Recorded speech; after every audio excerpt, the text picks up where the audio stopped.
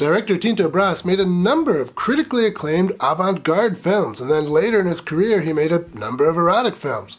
Guess which kind of film I'm going to be talking about today.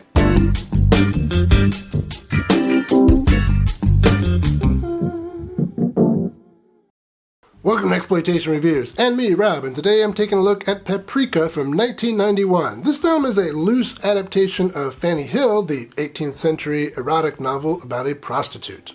Here, our main character is Mima, who will shortly be nicknamed Paprika. She's about to start work in a brothel in order to get enough money to help her fiancé start a business. And Paprika is played by, I don't speak Italian, so I'm probably going to butcher this. Debora Caprioglio. Debora Caprioglio. Hey, that wasn't too bad. Anyway, we open on the street in front of the brothel. She enters, is shown to her room, and the rules are explained. She then meets the other girls, and they all seem pretty nice. Her first client goes pretty well. It's pretty short-lived, but I guess that's a good thing. But there are many clients throughout the day, and at the end of her first day, she's pretty wore out. But she survives and makes 50,000 lira. I have no idea how much that would be in modern money. But by the way she reacts, it sounds like a lot. After a few days, she is summoned into her new boss's office. The boss is pleased with her work, but then her mood turns aggressive. She straps on well, you know what she straps on, and tells Paprika to lie back or be fired. She lies back.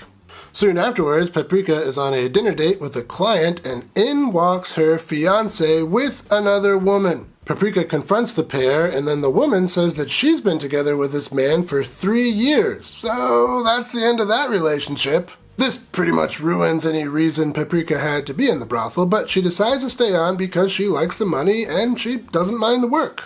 What's wrong with that? But her cheater of an ex-fiancé shows up and says at the end of the month he wants 60% of her money or else he will report her to the police. At this time in Italy, working in a brothel was legal, so I don't really understand this threat. In fact, he and some of the other characters in the movie talk about how after you work as a prostitute you have a record, but again, it was legal work, so I don't know what this record is, and I have no idea how this affects future job prospects. I mean, I don't put every job I ever had on my resume, but I don't know, maybe it's different in Italy? No idea. It probably doesn't matter. I'm thinking about this too hard. On a train, Paprika runs across a former pimp of one of the girls. Paprika wants to work in the clubs rather than a brothel, and the pimp tries to talk her out of it, saying there are more interesting people in the high-class brothels, and club work involves too much drinking, which is harder on the body than brothel work. And Paprika is convinced and changes to a new, higher-class house. But things don't go too well in this house because it's a house that her uncle frequents. And her uncle starts to blackmail her. He says he will tell the family unless she agrees to give him some freebies. What a degenerate. But this degeneracy is nothing that a strong pimp hand can't fix. Things start to go bad for Paprika financially. She makes a really bad investment and ends up broke. With no money and rumors that the government is about to make brothels illegal, she's running out of time to make her dream of financial independence come true. But that's enough out of me as far as plot goes. Let's talk some highlights. This movie is gorgeous. The costumes, the sets, everything is just beautiful. And at the center of all this beauty is Paprika herself, Debora Caprioglio. Wow, she is something special.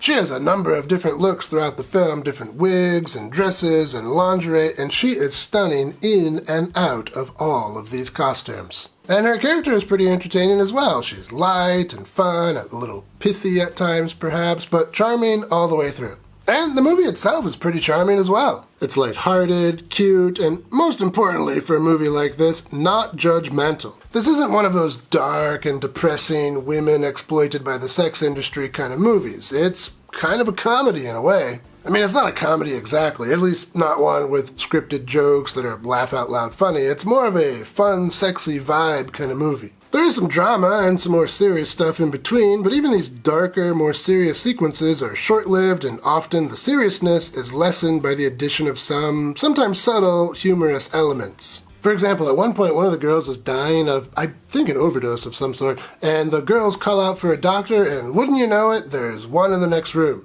And then the doctor shows up and says there's nothing he can do, so the dying girl calls out for a priest, and wouldn't you know it, there's also one in the next room. It's pretty funny.